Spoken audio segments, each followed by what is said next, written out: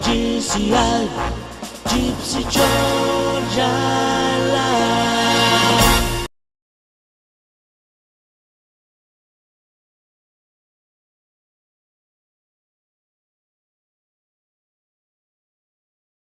Mandávam ti prezencia dala dneska tebo rodil. Je tu Feres Kristo, keď si tu idú dialek inak je tá vec, kde čo ona tu sa kotej maškaral. A my pačanské ženánske tu sa na dneska te maškara mene Kristo rodil.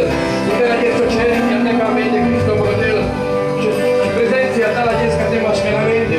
Čandialuna dala dneska te Kristo rodil, i maske. Mandávam ti sunko nadbega do kangéry, druhá gala kangéra ako Kristo rodil. Uvidíme tam, čo ona Kristo rodil. Tu sa nedrov, tu sa mi vidiala Kristo rodil.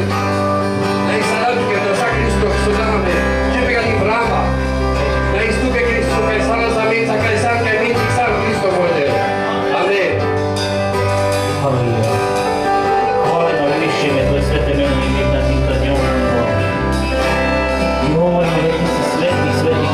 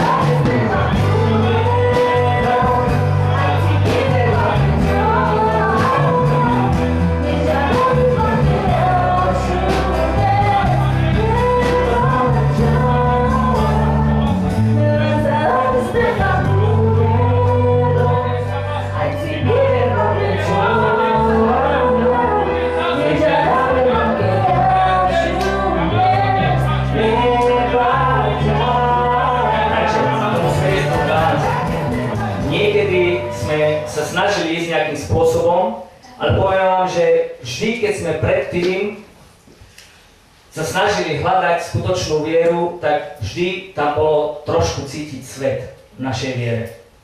Rozumieš, že napríklad sme žili, mladí chlapci sme boli, tak sme, ja neviem, modlili sme sa, ale potom bola nejaká akcia, tak sme išli na diskotéku a tam sme si dali nejakých 5-6 pív a všetko, čo sme stavali, tak zrazu sme zborili a boli sme zase tam, kde sme boli predtým, tak potom sme sa zase postavili na nohy a to trvalo niekoľko rokov. Víš, ale teraz v Galante je také obdobie, keď Boh začína ustanovovať služobníkov. A pozor, nehovorím o služobníkoch ako tým spôsobom, že ja neviem, kto vie hrať výborne na ja neviem, na saxofón, kto vie. Tak budeš vo chvále, budeš hrať.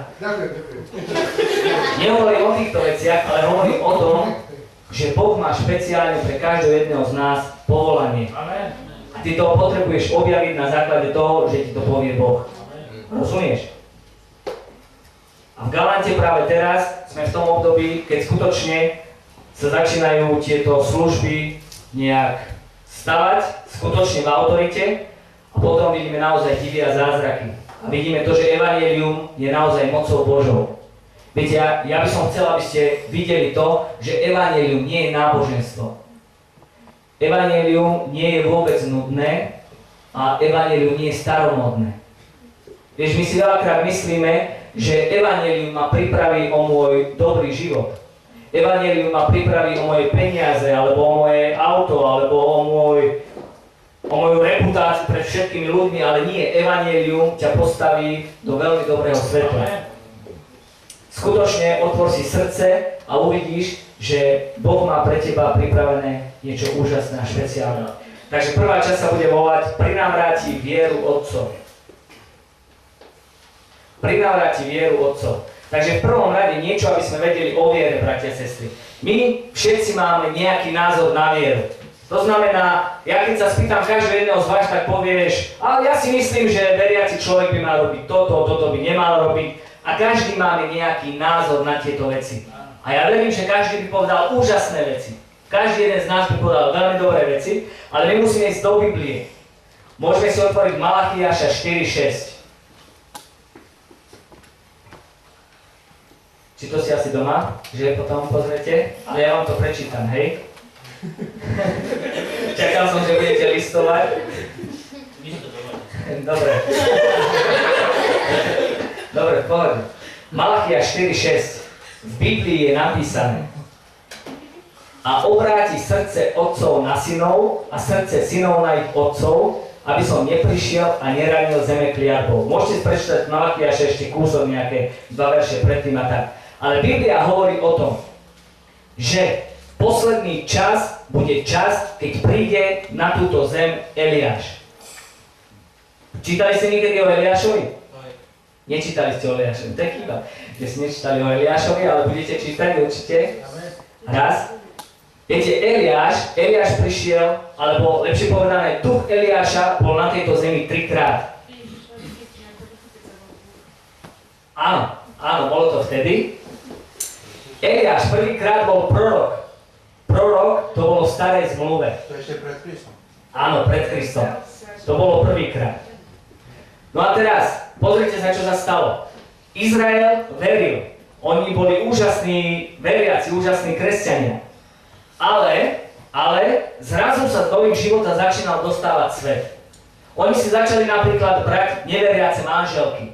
A oni keď si zobrali neveriace manželky, tak teraz ja neviem, nejaká neveriaca manželka priniesla svojich bohov do toho manželstva vlastne. A potom sa veľakrát stalo, že ten manžel, či chcel, či nechcel, ja neviem, jeho manželka mala narodeniny alebo meniny, tak on jej chcel nejako ulichotiť, tak jej priniesol nejakú jej modlu alebo niečo, aby ju potešil. A takto začínal hrešiť Boží ľud. A vtedy Boh poslal Eliáša, proroka. A on prišiel a začal tieto veci karhať. On hovoril, nemôžete to takto robiť. A poznáte príbeh, alebo poviem vám ten príbeh, Veľakrát sa stalo, že on zoslal napríklad z neba oheň. Alebo rôzne divy, on robil divy, keď rozmnožil chleba, ako rozmnožil Ježiš a podobné divy, olej a tak ďalej. On jednoducho robil divy. Rozumiete?